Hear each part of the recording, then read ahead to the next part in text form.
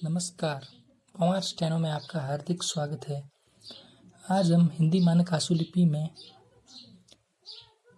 एक अलग नियम की चर्चा करेंगे। इसमें यदि किसी स्वर या मात्रा के पश्चात यदि आधे न की ध्वनि सुनाई दे तो उसे समांतर डैश की सहायता से दर्शाया जाता है।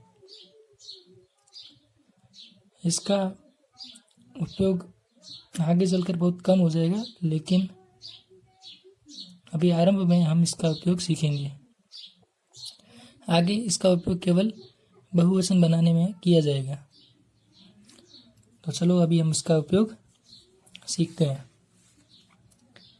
जैसे कि पहला शब्द है कांच। कांच में देखिए क के साथ आ की ध्वनि लगी हुई है, यानी कि इसका शब्द बनेगा हवा में। ये लिखा हमने क और ये बन गया छ। ये पूरा शब्द आ गया हवा में। अब जैसे कि क के ऊपर आ का स्वर है, तो यहाँ पर हम इसके बाद देख रहे हैं कि आधे न की ध्वनि सुनाई दे रही है। जैसे कि कांच, आधा न सुनाई दे रहा है, तो यहाँ पर हम बिंदु न लगाकर क्या करेंगे, डैश लगाएंगे। डैश भी कैसा, हल्का। यहाँ पर लगेंगे हम हल्का डैश, वो भी इसके समांतर। जहाँ पहले स्थान पर हम बिंदु लगाया करते थे, वहीं पर हम हल्का डैश लगाएंगे, तो बन गया ये कांच। और जैसे कि अब लिखा हुआ रांची। रांची में भी देखिए कि पूरा सब हवा में बनेगा, क्योंकि इसमें आ की ध्वनि आ रही है। तो ये बन गया रा और ये ची, च के साथ ई की मात्रा, और आ के बाद न की ध्वनि सुनाई दे रही है। तो आप देखिए यहाँ पर बनेगा समांतर डैश आएगा। यहाँ पर जहाँ पर अ की ध्वनि, जहाँ पर आ का स्वर लगेगा वहीं पर हल्का डैश आएगा, तो बन गया ये रांची। जैसे ये लिखा हुआ है आंच, सब तो हवा में आएगा, आ का स्वर है इसलिए ये बन गया। और जहाँ पर आ का स्वर लगेगा वहीं पर ही हम समांतर डैश कर देंगे, जिससे ये बन गया आंच। और जैसे कि ये लिखा हुआ है जांच, तो ये शब्द हवा में बनेगा।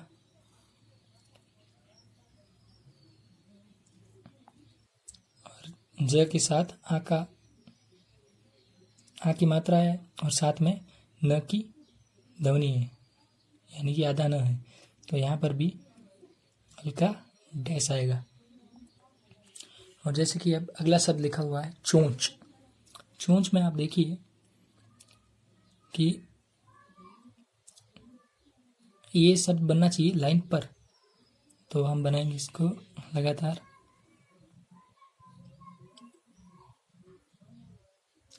जो ओ की ध्वनि के साथ न की ध्वनि जुड़ रही है, तो हम जहाँ पर ओ के लिए हम डैश लगाया करते थे वो था लंबवत था, लेकिन अब यहाँ पर हम समांतर डैश लगाएंगे, क्योंकि ओ के साथ जुड़ रही है आधे न की ध्वनि, तो यहाँ पर हम हल्का डैश लगाएंगे,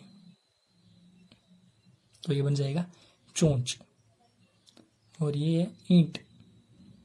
ईंट में देखिए ई का स्वर है, तो ये लाइन से कटकर लिखा जाएगा,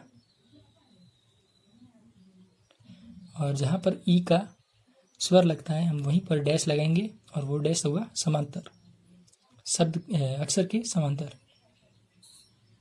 वो भी हल्का। ये डैश हर जगह हल्का ही लगेगा। आप इसे अगर गहरा भी लगाएं तो भी फर्क नहीं पड़ेगा, हल्के या गहरे में इसमें कुछ ज़्यादा फर्क नहीं पड़ता है।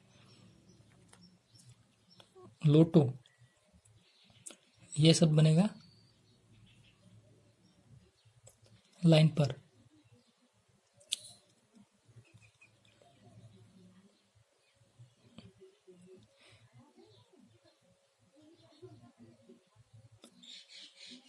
इसमें देखिए, जैसे मैंने आपको शुरुआत में कहा था, ये इसमें क्या है, बहुवचन बनाया गया है।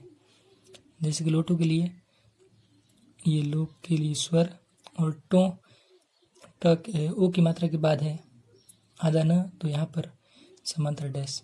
इसमें देखिए बहुवचन बना है, इसमें लोटा एक वचन होता है और लोटों बहुवचन हो गया। भविष्य में भी हम केवल बहुवचन बनाने के लिए ही इसका प्रयोग करेंगे। अभी तो खैर ये बीच में आ गया इसलिए हम कर रहे हैं।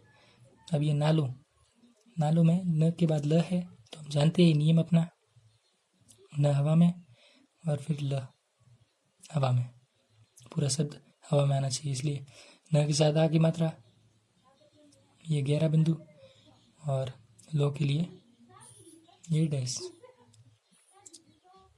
नालो। और जैसे इसमें बाकी सभी बहुवचन ही बनाए गए हैं, ये जैसे कि बालों है, बा हवा में और ये ल 11 डैश और ये 11 बिंदु और ये डैश समांतर। दीवारों, दीवारों में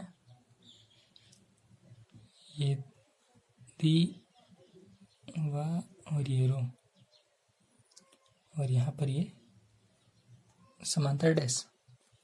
लोगों में ये लो, एक मिनट, हाँ ये देखिए ल के बाद क वर्ग आया है, तो हम जानते हैं कि आकृति ऊपर से नीचे बनेगी, तो इस आकृति को ऊपर से पहले नीचे बनाएंगे और ये इस तरह से बनेगा लोगो, फिर ये डैश। कामों, ये बन गया ये लोगों के लिए यहाँ पर 11 डैश और यहाँ पर समांतर। और दीवारों में देखिए एक बार कि द के ऊपर ई की मात्रा थी, तो हमें व के तीसरे स्थान पर लगाना होगा स्वर, ये दीवारों। अब कामों में देखिए क के ऊपर आ की मात्रा है, तो ये हवा में बनेगा, ये हो गया कामों।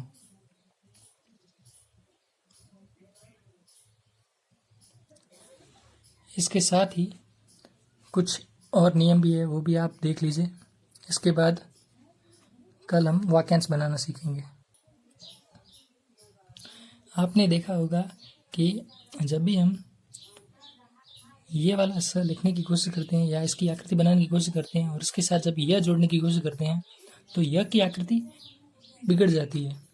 तो उसके संशोधन के लिए इसमें एक अनुसार लगाया जाता है।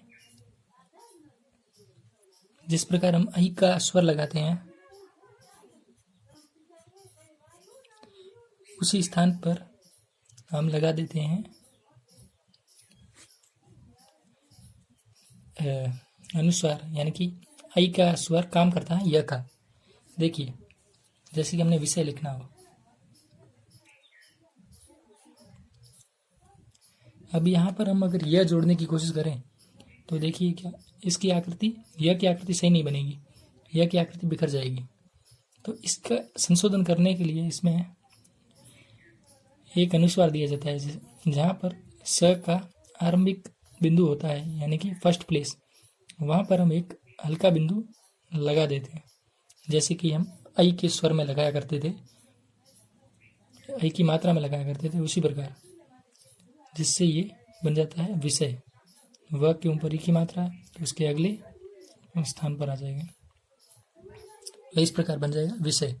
जैसे कि ये लिखा हुआ है जलाशय, अब देखिए ये लिखा ज, ये ल, ये स।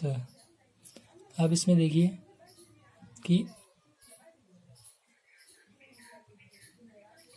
स के बाद फिर यह है, इसमें यह की आकृति जोड़ना मुश्किल है, जो मैं आपको बता चुका हूँ, इसलिए यहाँ पर लग जाएगा आई का अनुस्वार, हल्का बिंदु, जिससे बन गया जलाशय, जिससे हमें यह लिखने की आवश्यकता नहीं है। ये बिंदु इस बात का प्रतीक होता है कि यह की ध्वनि आएगी। जैसे कि ये लिखा हुआ है अग्नाशय, अग्नाशय में देखिए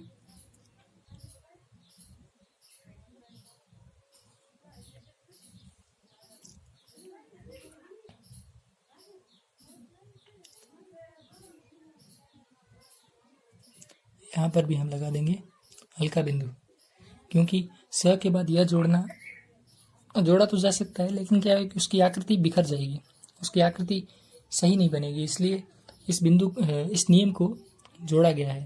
बिंदु नियम कह सकते हैं या अनुस्वार नियम इसको कह सकते हैं। इसके अलावा देखिए, वाक्यांश शुरू करने से पूर्व आपको ये पता होना चाहिए कि इसमें पूर्ण विराम कैसे लगते हैं। जिस प्रकार हम छोटा एक्स लिखते हैं, इस तरह से ये होता है पूर्ण विराम।